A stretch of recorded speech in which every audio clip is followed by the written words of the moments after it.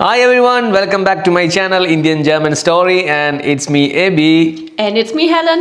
ഇന്ന് നമുക്ക് ഒരു കട്ടിംഗ് ബോർഡ് എങ്ങനെ പുതിയതായിട്ട് കടയിൽ നിന്ന് മേടിച്ചിട്ട് അത് ഉപയോഗിക്കുന്നതിന് മുമ്പ് നമുക്ക് അതിനകത്ത് എന്തൊക്കെ ചെയ്യണം എന്നുള്ള കാര്യങ്ങളാണ് ഞാൻ ഇന്ന് പറയാൻ ഉദ്ദേശിക്കുന്നത്. അതായത് നമ്മളൊരു കട്ടിംഗ് ബോർഡ് കടയിൽ നിന്ന് മേടിച്ചതിന് ഉപയോഗിക്കുന്നതിന് മുമ്പ് അത് എങ്ങനെ ട്രീറ്റ് ചെയ്യണം, അത് ട്രീറ്റ് ചെയ്യണതിൻ്റെ ഇമ്പോർട്ടൻസ് എന്താണ്, ഇപ്പോൾ ഒരു പഴയ കട്ടിംഗ് ബോർഡ് എങ്ങനെ നമുക്ക് മെയിൻറ്റെയിൻ ചെയ്യാം എന്നതും കൂടി ഞാൻ നിങ്ങൾക്ക് കാണിച്ചു തരാം. എന്തിനു വേണ്ടിയിട്ടാണ് നമ്മളത് അങ്ങനെ ട്രീറ്റ് ചെയ്യുന്നത് എന്നുള്ള ഇമ്പോർട്ടൻസും കൂടി ഞാൻ നിങ്ങൾക്ക് പറഞ്ഞുതരാം. So let's go to the video. പുതിയ കട്ടിംഗ് ബോർഡാണിത്. ഇത് നമ്മൾ പുതിയതായിട്ട് ഉപയോഗിക്കുന്നതിന് മുമ്പ് നമുക്ക് ചെയ്യേണ്ട കുറച്ച് കാര്യങ്ങളുണ്ട് ഇതിൽ. അതായത് നമ്മൾ ഇതിനകത്ത് കട്ട് ചെയ്യുമ്പോൾ ഫ്രൂട്ട്സ്, വെജിറ്റബിൾസ്, മീറ്റൊക്കെ നമ്മളിതിൽ കട്ട് ചെയ്യുമ്പോൾ അതിൻ്റെ നീരുകൾ ഈ വുഡിലേക്ക് ഇറങ്ങിയിട്ട് വുഡ് ആ വെള്ളം വലിച്ച് ഇതിനകത്ത് ബാക്ടീരിയ ഫോം ആകാനുള്ള സാധ്യതയുണ്ട്. സാധ്യതയല്ല, ബാക്ടീരിയ ഫോം ആകും.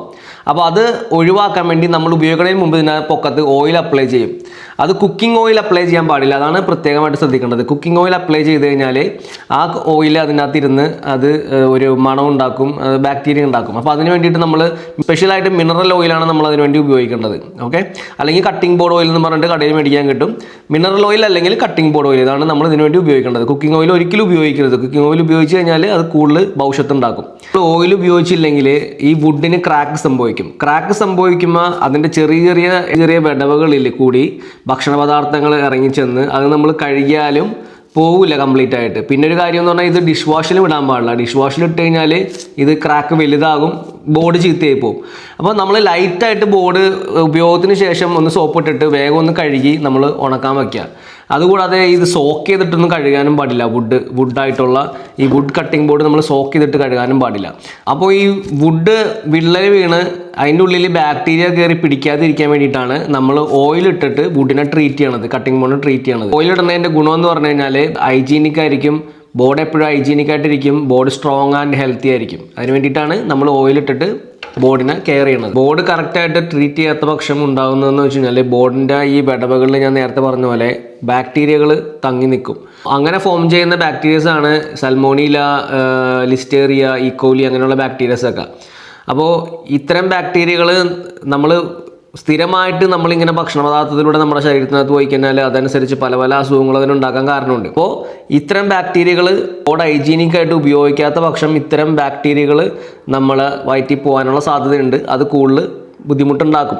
അപ്പോൾ നമ്മൾ ടേക്ക് കെയർ ചെയ്യണമെന്ന് പറയുന്നതിൻ്റെ കാര്യം അത് കാണാനുള്ള ഭംഗിക്ക് വേണ്ടി മാത്രമല്ല, പക്ഷെ ഇത്തരം ബാക്ടീരിയകളിൽ നിന്ന് നമുക്ക് ഒഴിഞ്ഞ് മാറി നിൽക്കാൻ വേണ്ടിയിട്ടാണ് നമ്മളതിനെ കെയർ ചെയ്യണത്. അപ്പോൾ നിങ്ങൾ ചോദിക്കും, ഫൈബർ കട്ടിംഗ് ബോർഡ് ഉപയോഗിച്ചാൽ പോരെ, അപ്പോൾ എല്ലാം എളുപ്പമാണല്ലോ, അതിൻ്റെ അകത്തൊന്നും കയറിയിരിക്കില്ലല്ലോ എന്ന്. സംഭവം ശരിയാണ്, ഫൈബർ ഉപയോഗിക്കുക. പക്ഷേ വുഡാണെങ്കിൽ നമ്മൾ കത്തിക്ക് ലൈഫ് കൂടുതൽ കിട്ടും. അതുപോലെ തന്നെ നമുക്ക് ഒരു ഭംഗി കാണാനായിട്ടുള്ളൊരു ഭംഗി ഉപയോഗിക്കാനും കുറച്ചും കൂടി ഉഷാറായിരിക്കും. ഇപ്പോൾ എന്നെ സംബന്ധിച്ച് എനിക്ക് ഫൈബർ കട്ടിംഗ് ബോർഡ് അല്ലെങ്കിൽ പ്ലാസ്റ്റിക് കട്ടിംഗ് ബോർഡിനേക്കാളും എനിക്ക് കൂടുതൽ ഇഷ്ടം വുഡ് കട്ടിംഗ് ബോർഡാണ്.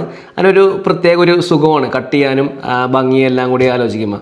പ്രത്യേകം ശ്രദ്ധിക്കേണ്ട ഒരു കാര്യം, കുക്കിംഗ് ഓയിൽ ഉപയോഗിക്കരുത്. കാരണം കുക്കിംഗ് ഓയിൽ കുറച്ച് നേരം കഴിയുമ്പോൾ especially coconut oil, sunflower oil, olive oil, ഇങ്ങനത്തെ ഓയിലൊന്നും ഉപയോഗിക്കരുത്. മിനറൽ ഓയിൽ അല്ലെങ്കിൽ കട്ടിംഗ് ബോർഡ് ഓയിൽ എന്ന് പറഞ്ഞിട്ട് മാർക്കറ്റിൽ മേടിക്കാൻ കിട്ടും. അങ്ങനത്തെ ഓയിൽ മാത്രം ഉപയോഗിക്കാൻ പാടുള്ളൂ. കാരണം എന്താണെന്ന് വെച്ച് കഴിഞ്ഞാൽ കുക്കിംഗ് ഓയിൽ ഇതിനകത്തിരുന്ന് ആൻസിഡ് ആവും, അതുകൂടാതെ സ്മെല്ല് വരും, അൺഹൈജീനിക് ആണ്. അതുകൊണ്ട് കുക്കിംഗ് ഓയിൽ ഉപയോഗിക്കരുത്.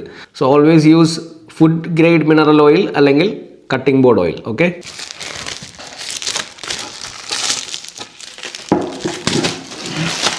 സോ ഗൈസ്, ഇത് നമ്മുടെ പുതിയ കട്ടിംഗ് ബോർഡാണ്. പുതിയ ബോർഡിന് വേണ്ടിയിട്ടുള്ള ഓയിൽ ഞാൻ ഇവിടെ നിന്ന് നമുക്കൊരു ഗ്ലാസ്സിലേക്ക് ഒഴിക്കാം. എന്നിട്ട് ഇതിനകത്ത് ഒരു ബ്രഷ് വെച്ചിട്ട് നമുക്ക് അപ്ലൈ ചെയ്ത് കൊടുക്കാം. അത് പെയിൻ്റ് അടിക്കുന്ന ബ്രഷ് ഉണ്ടല്ലോ, പുതിയ ബ്രഷ് ഞാൻ ഒരെണ്ണം വാങ്ങിച്ചിട്ടുണ്ട്. ഇതിൻ്റെ എല്ലാ വശത്തും നമ്മൾ അപ്ലൈ ചെയ്യണം. ഇത് പുതിയ ബോർഡ് ആയതുകൊണ്ട് ഇതിനകത്ത് വേറെ അഴുക്കൊന്നുമില്ല, അതുകൊണ്ട് നമുക്ക് ഡയറക്റ്റ് അപ്ലൈ ചെയ്യാം. ഈ ബ്രഷ് വെച്ചിട്ടാണ് നമ്മൾ അപ്ലൈ ചെയ്ത് കൊടുക്കാൻ പോകുന്നത്. പെയിൻ്റ് അടിക്കുന്ന പോലെ നൈസായിട്ട് കൊടുത്താൽ മതി. ഈ ബോർഡ് നമ്മൾ കഴുകുമ്പോൾ ഡിഷ് വാഷിൽ നിന്നിട്ട് കഴുകാൻ പാടില്ല. ഡിഷ് വാഷിലിട്ട് കഴുകിയാൽ ബോർഡ് ക്രാക്ക് ആവും, അപ്പോൾ ബോർഡിൻ്റെ ലൈഫ് കുറയും. അപ്പോൾ നമ്മൾ എന്താ ചെയ്യേണ്ടതെന്ന് വെച്ച് കഴിഞ്ഞാൽ ഇത് സോക്ക് ചെയ്ത് വെള്ളത്തിലിട്ട് മുക്കിയിട്ട് കഴുകാനും പാടില്ല. ജസ്റ്റ് ഒന്ന് പൈപ്പ് തുറന്നിട്ട് ലൈറ്റായിട്ടൊന്ന് സോപ്പ് അപ്ലൈ ചെയ്യുക, കഴുകുക, പാത്രം കഴുകണം എന്തെങ്കിലും വെച്ചിട്ട് അത് കഴുകുക. അപ്പോൾ തന്നെ അത് ഉണക്കാൻ വയ്ക്കുക, ഡ്രൈ ചെയ്യുക. നമ്മുടെ പുതിയ കട്ടിംഗ് ബോർഡ് നമ്മൾ ഓൾറെഡി ഓയിൽ ചെയ്ത് കഴിഞ്ഞ് നമുക്കതൊരു ഓവർനൈറ്റ് വെക്കണം. ഇനിയിപ്പോൾ ഒരു 12 മണിക്കൂർ നമുക്കത് കഴിഞ്ഞിട്ട് നമുക്കത് ഉപയോഗിക്കാൻ പാടുള്ളൂ. ഉപയോഗിക്കുന്നതിന് മുമ്പ് അതിനകത്ത് ഓയിൽ വലിഞ്ഞിട്ടുണ്ടാവും, വലിയായിട്ട് പുറത്ത് ബാക്കിയുള്ള ഓയിൽ നമ്മൾ എന്ത് ചെയ്യണമെന്ന് വെച്ചാൽ ഡ്രൈ ക്ലോത്ത് എടുത്തിട്ട് തുടച്ച് ബാക്കിയുള്ള ഓയിൽ കളയാം. അപ്പോൾ നമ്മളത് റെഡിയാണ് യൂസ് ചെയ്യാനായിട്ട്. ആ ബോർഡ് പിന്നെ റെഡിയാണ് യൂസ് ചെയ്യാൻ വേണ്ടിയിട്ട്. ഓക്കെ, പഴയ കട്ടിംഗ് ബോർഡ്, നമ്മൾ ഉപയോഗിച്ചുകൊണ്ടിരുന്ന പഴയ കട്ടിംഗ് ബോർഡ്, ഇതേത് പഴയ കട്ടിംഗ് ബോർഡാണ്. പഴയ ബോർഡാണെങ്കിൽ നമ്മൾ ആദ്യം തന്നെ കഴുകി വൃത്തിയാക്കണം. ഇതിനകത്ത് കത്തിയുടെ പാടുകളുണ്ട് ഇഷ്ടം പോലെ. Helen bring it little bit more zoom. കാണാൻ പറ്റണമെന്നോ എനിക്കറിയില്ല. കത്തിയുടെ പാടുകളുണ്ടാവും. അപ്പോൾ ഈ കത്തിയുടെ പാടുകൾ നമ്മളൊരു സാൻഡ് പേപ്പർ എടുത്തിട്ട് നമ്മളൊന്ന് ഉരച്ച് ഒന്ന് ലെവലാക്കാം. ലെവലാക്കിയതിന് ശേഷം ഒന്നും കൂടി ഒന്ന് വെള്ളത്തിൽ ഒന്ന് കഴുകിയിട്ട് ഡ്രൈ ചെയ്യാൻ വെക്കാം. ബോർഡ് നല്ല രീതിയിൽ ഡ്രൈ ആയതിനു ശേഷം 4 വശത്തും വീണ്ടും ആദ്യത്തെ ബോർഡിൽ നമ്മൾ എണ്ണ അപ്ലൈ ചെയ്ത പോലെ തന്നെ ഈ ബോർഡിലും അപ്ലൈ ചെയ്യാം. എക്സസ് ഓയിൽ ഉണ്ടെങ്കിൽ 12 മണിക്കൂറിന് ശേഷം ഒരു തുണി എടുത്തിട്ട് തുടച്ച് നീക്കി കളയാവുന്നതാണ്. ഇങ്ങനെയാണ് നമ്മളൊരു ബോർഡ് ട്രീറ്റ് ചെയ്യേണ്ടത്. നൈറ്റ് നമുക്കിത് ഇങ്ങനെ വെക്കാം, എണ്ണയിട്ട് വെക്കാം. ഒരു 12 മണിക്കൂർ ഇതിനെ റെസ്റ്റ് ചെയ്യിക്കാൻ ഇങ്ങനെ വെച്ചതിന് ശേഷം നമുക്ക് എക്സസ് ഓയിൽ തുണി വെച്ച് തുടച്ചതിന് ശേഷം നമുക്കിത് ഉപയോഗിക്കാൻ തുടങ്ങാവുന്നതാണ്. അപ്പോൾ ഇന്നത്തെ രാത്രി ഇങ്ങനെ വെച്ചിട്ട് നാളെ കാലത്ത് ഞാൻ ഇത് തുടച്ച് വൃത്തിയാക്കുന്ന വീഡിയോ ഞാൻ നിങ്ങൾക്ക് കാണിച്ചു തരാം. ഓക്കെ, അപ്പോൾ നമ്മുടെ ബോർഡ് എണ്ണയൊക്കെ വലിഞ്ഞ് നല്ല സൂപ്പറായിട്ടുണ്ട്. ഇപ്പോൾ തുടച്ച് കളയാനായിട്ട് എണ്ണയൊന്നും ഇല്ല, എന്നാലും വെറുതെ ഒന്ന് തുടച്ചേക്കാം. ഇനി നമുക്കിത് ഉപയോഗിക്കാൻ പാകമായിട്ടുണ്ട്. ഇനി നമ്മൾ 1 മാസമൊക്കെ കഴിയുമ്പോൾ വീണ്ടും ഇതുപോലെ ചെയ്ത് കൊടുത്താൽ മതി. അപ്പോൾ ലൈഫ് നല്ലോണം കൂടുതൽ കിട്ടും. ഇത്രേ ഉള്ളൂ പരിപാടി. അപ്പോൾ വീഡിയോ ഇഷ്ടപ്പെട്ടെങ്കിൽ ലൈക്ക് ചെയ്യണം, ഷെയർ ചെയ്യണം, കമൻറ്റ് ചെയ്യണം. ബൈ.